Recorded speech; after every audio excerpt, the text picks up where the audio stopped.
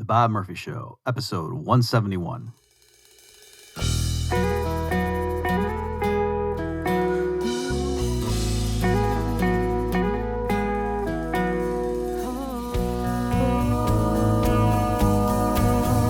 There's a tidal wave coming. What you gonna do? Get ready for another episode of The Bob Murphy Show, the podcast promoting free markets, free minds, and grateful souls. It's your source for commentary and interviews, conducted by a Christian and economist. Now here's your host, Bob Murphy.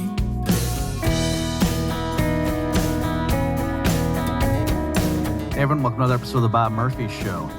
In this relatively short episode, I'm going to be talking with Mahyar Tousi, who is a classical liberal, and I think I've also heard him refer to himself as a libertarian, out of the UK. I've seen him on other podcasts, and he had a very good free market take on how to approach issues, particularly concerning Brexit and international trade. And I thought, why don't we get somebody on the show who's outside of the U.S. bubble? So that's what we did. He had to leave pretty soon, so I only have him for about a half an hour just to let you pace yourself. Let me go ahead and read to you. So he's got a bunch of subscribers on his YouTube channel, and let me read to you his description there of himself. He says, I am a classical liberal conservative political broadcaster. My mission is to protect and fight for the values of freedom, democracy, and capitalism. I am a strong opponent of socialism, big government, and collectivism. I have therefore dedicated my political life to argue that free markets and small government take people out of poverty, improve their health, living standards, and individual liberty. I am currently doing that through my daily news show, media appearances, and attending debates. So without further ado, here is my discussion on Brexit in particular with Mahyar Tousi. Well, Mahyar, welcome to the Bob Murphy Show. Thanks for having me. How are you? Good. I see you've got a provocative flag behind you. Some of my relatives are very Irish, and they would get triggered by that. Oh God, yeah. How dare people from each country, be proud of their flags? Oh no. So, in all seriousness, I was looking over your Twitter profile just to see what you were up to lately, and you had this interesting tweet. And this is perhaps ludicrous that we have to do this, but I actually think a lot of Americans would benefit from this. So, you've got a tweet saying you're responding to is it Us Weekly, or I guess it's Us Weekly, saying exclusive, Prince Charles is ready to become the King of England whenever his mother, Queen Elizabeth II, decides to step down. And you said King/Queen of England is not a thing. It hasn't been a thing for centuries. He will be King of the United Kingdom and the Commonwealth realms. American press need to hire better educated journalists. So I guess there you're getting at the distinction between England, like Great Britain, and the UK. So can you, I apologize that this is on Wikipedia, I'm sure, but just for the listeners, go ahead. Tell us, what's the difference? This confusion exists here as well. A lot of people obviously still say England, and the more obviously common way of saying it is just Britain, kind of like in America. The country is technically called the United States of America, but people say America. So Britain is equivalent to America. But if you say Prime Minister of England or the Queen of England, that's not a thing. So obviously the United Kingdom, I think because of this confusion and a number of other issues, that's why we're struggling with defending our values and our culture, because a lot of people now find it difficult to actually identify what our values are, what Great Britain historically and now the United Kingdom have given to the world. So that's what I try to do on my channel, to obviously, on the one hand, do that, but also try to talk about sound economics. Right, exactly. So, I mean, it is true, like when we say, like with the old Queen Victoria and thing, like it's okay to say the Queen of England back then. Is that okay? No, it was. Or like, what about King Arthur? Is he King of England? Oh, that was England. Yeah. Okay. I think it was in 1700s. It changed basically. We had the Act of Union and everything else. Yeah. Okay. All right. Great. So as we're recording this, just for the listeners, there's going to be a lag, Mahyar, just so you know. So we're recording this on November 12th. At this point, the U.S. press has certainly called Joe Biden the winner. And most people are saying, hey, President Trump needs to acknowledge this and so on. So I'm just curious, from your vantage point, because obviously the Americans are in a bubble and we just get our own news and whatever, and we think we're the only people on earth. I'm just curious from your perspective, either, talking about you personally or just like how does the media over there cover it? Can you just give us a sense of, what does this election look like to people around the world? On the one hand, from our perspective, when we see the American media reporting on anything, whether it's American politics or European politics, sometimes we laugh. The mainstream media in America is completely hilarious. It's similar to what happened a few days ago when they thought that London was celebrating Joe Biden's victory with fireworks, when in reality it was 5th of November. It was Guy Fawkes Night. Every year we do this because of the plot against Parliament. Right. But the thing is, what's going on is that whilst on the one hand there's a bit of ignorance in the mainstream media from that side, but there's also ignorance from this side of the pond because there's this norm that the American media announces who the president is, and for some reason, and then people go with it. So right now, obviously, the press and the media have said that president-elect is Joe Biden, and so everybody here now agrees with that. At this point, I mean, I'm as an objective commentator on this issue. Obviously, I'm neither a Republican nor a Democrat. The biggest thing I worry about, one, is the future of democracy. Secondly, in terms of the integrity of how we do things, I think we need to move away from having the mainstream media keep announcing who the president-elect is and wait for the Electoral College. That's just the formality. Let's just do that. But in this specific case, I'm not even going to say I know for sure there have been like mass fraud. But let's just say there have been irregularities and obviously some issues. Let's just double check to see what the extent is, how vast, and then let the courts decide. And then that's it. But from here, everybody is just accepting it. There's only a few countries that haven't actually called Joe Biden yet. Can you tell me, is it, and again, you can distinguish whether, your own personal views versus what the standard media coverage is, but one of the main objections to the Trump administration, coming from the like standard media treatment here, and, obviously his Democratic with a capital D critics, is that, he's alienating our allies and, undermining decades of U.S. foreign policy and so forth, cozying up to dictator. Is that how, like, the press over there discusses it as well, or is it not like that? Oh, the press and the media here, but I think the rest of Europe in general, are completely biased. I don't think it would be as obvious as the way the press and media in America are doing it, because even the CNN that try to be saying, "Oh, we're impartial," but they're very, very obviously biased. Right. At least here, like we have the BBC and we have Sky News. They have to be impartial because of Ofcom, which is the regulator. But they still obviously every now and then subtly show their biases towards the left. But it's funny because we know exactly what's been going on. And in terms of what you said, foreign policies and how America has been perceived since President Trump came into power in 2017, I think one thing is, and I find it fascinating as a kind of more of a libertarian-leaning conservative, that his foreign policies have been pretty good. He's getting attacked on that for some reason, like on the international stage. His domestic policies, apart from the jobs and the stock markets that have been pretty good, there have been some issues with the budget management, the deficit, but he's getting a lot of credit for domestic policies. I'm like, what is going on? Where's the balance in this? But it's absolutely astonishing how if Joe Biden becomes president, all the achievements internationally, I think people are going to finally see what Trump actually did, because from the peace deals in the Middle East to the way that he dealt with Iran and China and obviously North Korea, people are going to slowly see that he wasn't actually as bad as you think he was. Yeah, it is funny. So incidentally, just so you know, Mahyar, on NPR over here, occasionally they'll have like the feed from the BBC, and I always like those because like, oh, at least they pretend to be objective. Whereas American media at this point, under the Trump administration, they didn't even pretend anymore. So I'm curious. It's funny because I was just listening to it yesterday, and just to give an example of what I mean, the NPR anchor said something like, And meanwhile, Trump and other administration officials continue to lie about the results of the 2020. So they're saying he lied. In other words, not only is what they're saying false, but we are in their head and know that they know it's false. So anyway, but then they talked about how he just fired the Secretary of Defense and is replacing it with Trump loyalists. And they just said breezily, and now Trump might try to accelerate his plans to withdraw troops from the Middle East. Something that you would think leftists would be celebrating, and this would be a dream come true. And yet, that Trump, he's just doing it to stick it to everybody as one last gasp of a dying and lame duck. Is he going to pull the troops home? Okay, and it's just amazing to me that anything Trump does, even bringing troops home, is now viewed with suspicion. So can the thing I want to talk to you about, I know we only have you for a limited time here, Mahyar, is you're big on the Brexit issue. So forgive me, but for Americans who, they've heard of it, but they don't really know exactly what can you just, briefly, what is it and what's the current status? And then I'll ask you about, your thoughts on it.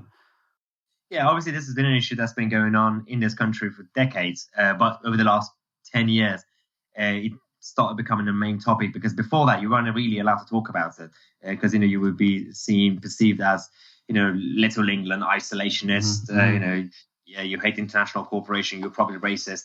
In reality, the whole Brexit concept, whether you're inside the European Union or outside, is actually even softer as a stance, as opposed to being against the United Nations or being against NATO or being against WHO, or a lot of other international agreements. Because those sort of things, whether, for example, NATO or UN or these things are good or bad, talking about leaving it is a big deal. Actually, the European Union, it somehow did become a massive deal, but actually it's not. It's just a European club with a couple of countries. It makes no sense. It doesn't really work.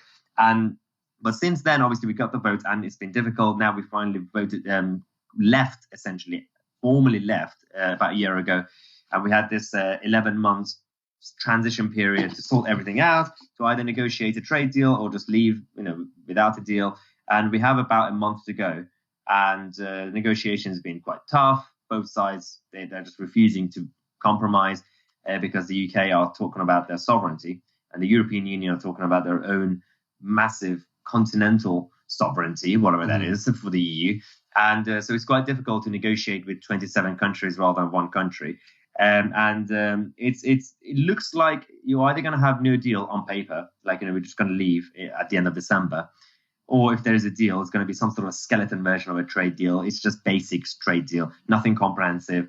And it's quite interesting that we're doing this interview actually today on the 12th of November, because yesterday, 11th, last night, in Downing Street, where the Prime Minister is based, there was a massive turmoil. There was a massive power grab situation, internal civil war between different factions in the Prime Minister's office. You have the Brexit faction, the advisors.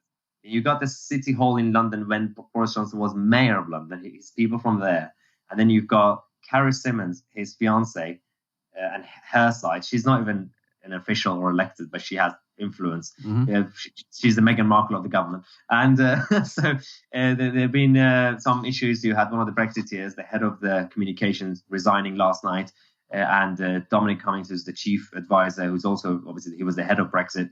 He almost resigned. He could still resign the next few days. And if these sort of things continue to happen for the next few days or weeks, it's definitely going to jeopardize Brexit, and and it's going to affect the whole country. So I just want to make sure I understand what you're saying. They're resigning because they don't like the trajectory of what's happening? No, so there's a bit of an internal battle between who should have more influence with the Prime Minister. So you got obviously the fiancée, Carrie Symonds, then you got the Brexit side, and then you got the others.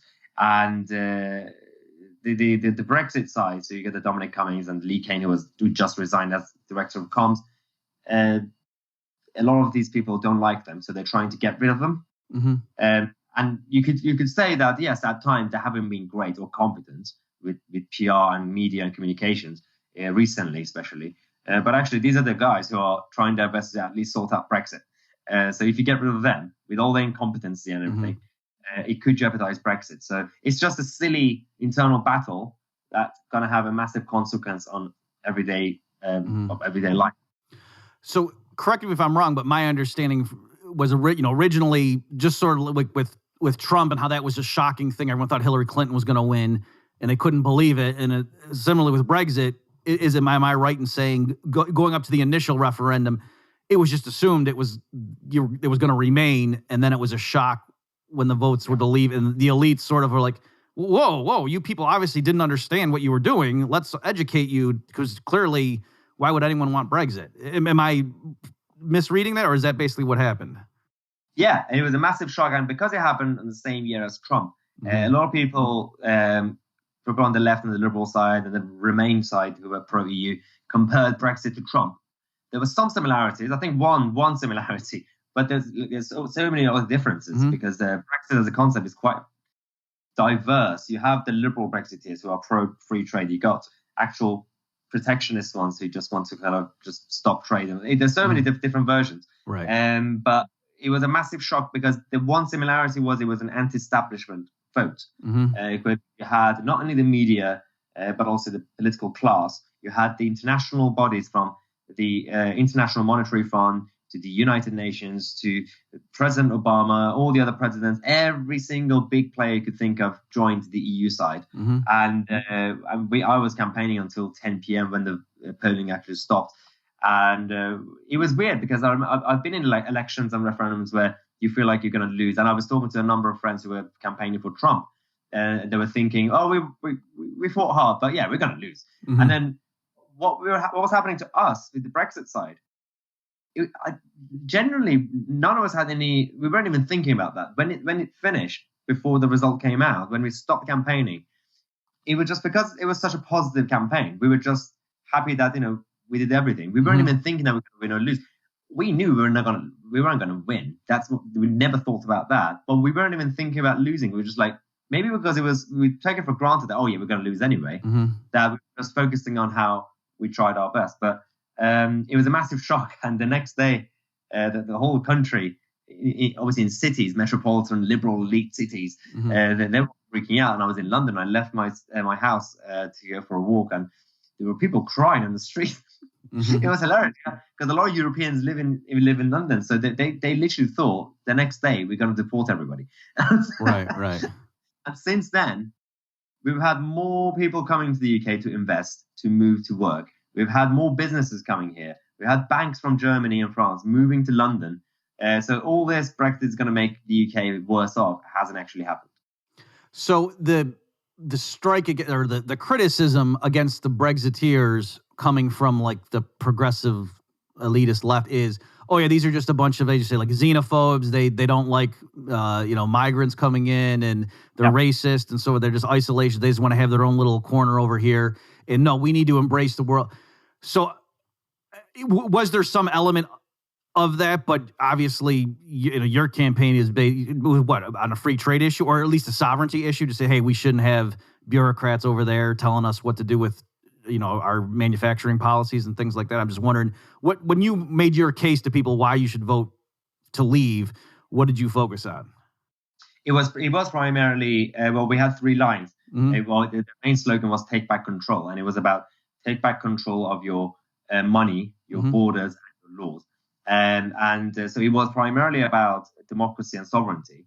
But when the debate started decades ago with Nigel Farage, when he was younger doing this, it was a very, and that's what we lost at the time because no one cared. He was talking about bureaucracy. He was talking about how big government in the EU. No one really cared. No one listened. Like, what do you mean? It's just admin. But then over the years, it became about more sovereignty in terms of immigration and the cultural impact, but also economic impact on it. So it became about immigration for like years and years. And then Nigel Farage's UKIP, the party that he had, was talking about that. So that's when the Brexit cause, some people that again took advantage of it. The liberal left, the academics say, "Oh, see, they're racist." But then when the campaign started, we actually started then talking about everything. So again, the democracy part of the lack of democracy in the EU, sovereignty, obviously free trade and everything like this, and your borders. But then towards the end, we realized, we're slightly losing. But the whole campaign thought that. So actually, the campaign that wasn't supposed to be talking about much about immigration. When we were talking about it because it was a given, we were doing it for years. We then changed tack. We then started talking about immigration. So and then we won because then since then they keep calling everyone a racist. Why? Because we didn't say we should stop immigration. We just said let's have a border to check who's coming in. Right. Apparently, in Europe, you can't say that. So what was interesting, I noticed some of the arguments, like after the initial vote happened, and then, the elite types were trying to lecture the rubes about why this was such a bad idea.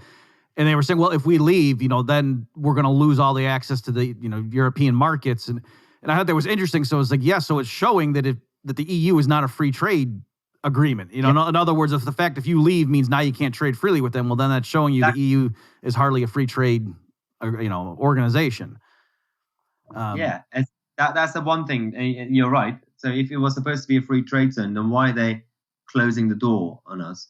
But two, that was also a lie, because they need us more than we need them. We are one country. We could then go out there and sign other trade deals with Canada, the US, Australia, and other places, whereas the EU find it difficult. So that's why they've now come back to us begging for a deal. They're now negotiating and say, oh, yeah, let's negotiate something. Like we said this back in 2016. All the Remainers, all the academics, all the media people said, oh, no, the EU will be fine without you. They don't need you. They're going to get rid of you. They're going to close the door. That didn't happen.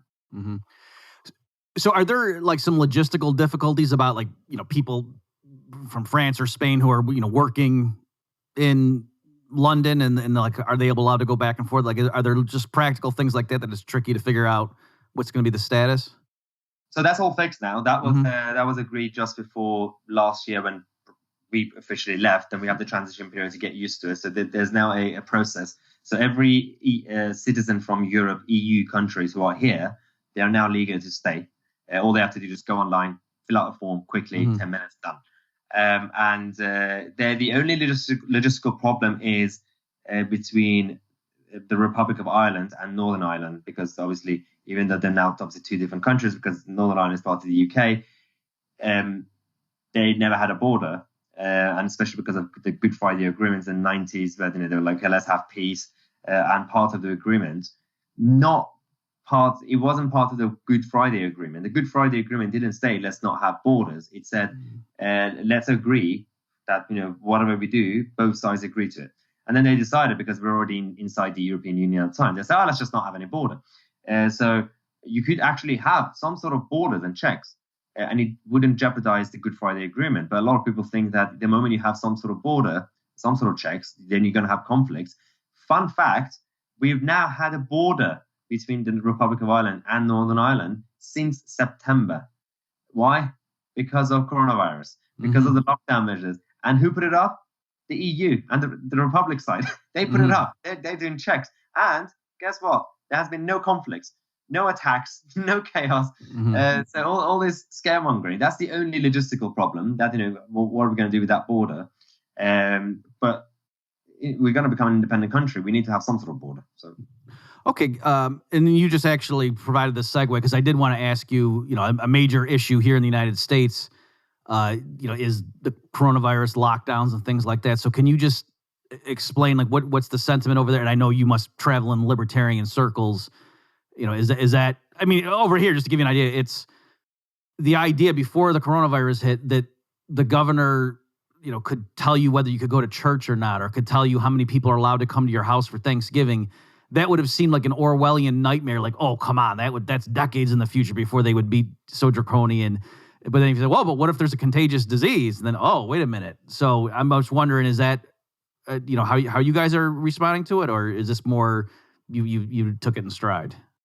Well, it's interesting because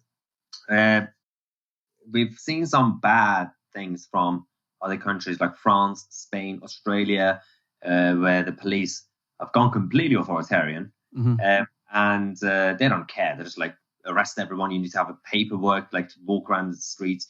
In the UK, a lot of people are complaining, including myself, libertarians and everyone. But in reality, actually, it hasn't been that bad because the British state, know that there's always this handshake agreement between the citizens and the state where neither side cross the line. The people don't do revolutions in this country. The state never goes completely authoritarian. There's been some authoritarian weird moments, individual police officers doing some random things, finding people for not wearing masks, but nothing in a violent way. And we had like police flying drones to just like name and shame people at the beginning of the lockdown, name and shame people going for walks. But that's been the extent of it. And on the other hand, every opinion poll still shows that 60-70% of the Brits are in favor of these lockdown measures. And I'm like, who are these people? I still haven't met them. I don't even know where they are. But I mean, I know that the opinion polls are not really trusted. But when you have that big of a percentage, people are scared. It's the British culture. It's like, they're very cautious. They're very conservative. But in reality, actually, the one thing that's in a weird way, I wish the state had gone more authoritarian, so that people learn that the whole 1984 stuff actually, people remember that, so that the authoritarian mentality of people actually come out more. But I think now that it's going to slow down and they're going to have their vaccine, and they'll be like, oh, we've saved the day, in New Year. I don't think people have learned much in the UK. They didn't really feel that fear of we could lose our freedoms completely. We have our faction, who go and protest, but because it didn't really get as bad as other countries, I'm sad about it, because as in a way that I want people here to realize that you could lose your freedoms any moment, and people are still very complacent about it. They say, oh, well, in the name of public health, let's just have a lockdown. Let's just destroy not just our liberties, but also economics and everything else. So on the one hand, I'm happy that it didn't go that bad. We could live our lives, but people actually haven't learned. And then I know we only got for another 2 minutes here. I guess the last thing to ask would be, in the U.S., a big thing is, I guess you call it identity politics, particularly with apparently the election of Kamala Harris as the incoming VP. And Douglas Murray's doing a lot of talk show. He came over here and talking about that. I'm wondering, is that a big thing for you guys at this point, or is that something crazy? Like, look what those Americans are doing. Let's not do that. This is a special thank you to you guys, or to the Americans. You gave it to us. I had a feeling it's going to come here, and it did. Because we were talking about this back in 2014, 15, when it kind of started massively in America. It's always been there, but it became bigger with the millennials and social media. And we were sitting here laughing, and we were watching at the time, listening to people like Ben Shapiro and Jordan Peterson going around university campuses. And I said, what if he gets here? I was like, we were talking about this with a lot of other kind of my intellectual friends who were saying, no, he couldn't, because it's very different, the British culture. And they were kind of right in a way that it's now arrived here, and it's really cringy way, really awkward way. Because when it happens in America, when you have the actual identity political kind of lefties, the woke side, whether it's the ultra feminists, the militants, or you have the environmentalists, or any other ones, or the Black Lives Matter lot, they're very robust, they're very angry, they're very strong. Whereas here, it's just cringy. It's just like, a bunch of hippies. Like, it's really weird. And they're not as violent. So, so on the one hand, they were right, my friends, a few years ago, that it's not gonna, we're not gonna experience the same, because it's a tiny minority who are doing it on the streets, and the majority of the British public are like, what's going on? The problem is that it has now dominated our academia and media, and now the political system. So it's like a virus, essentially, that you're not able to talk about it unless their own factions embarrass themselves. So Black Lives Matter recently lost the argument by getting violent, and the British public were like, nah, no more. Extinction Rebellion and other pro-environmentalist groups and all these weird revolutionary ones also lost the argument by doing weird dances on the streets. So it's actually, they're damaged themselves, but the actual agenda that they were trying to inject, that's been successful for them. Their brand has been tarnished, but technically speaking, they're still winning. Well, on that note, somber note, we should wrap it up here. Now you got to go. So folks, go to bobmurphyshow.com/171 for links for the stuff we talked about. Mahyar Tousi, thanks so much for your time. Thank you very much. Have a good day. You too.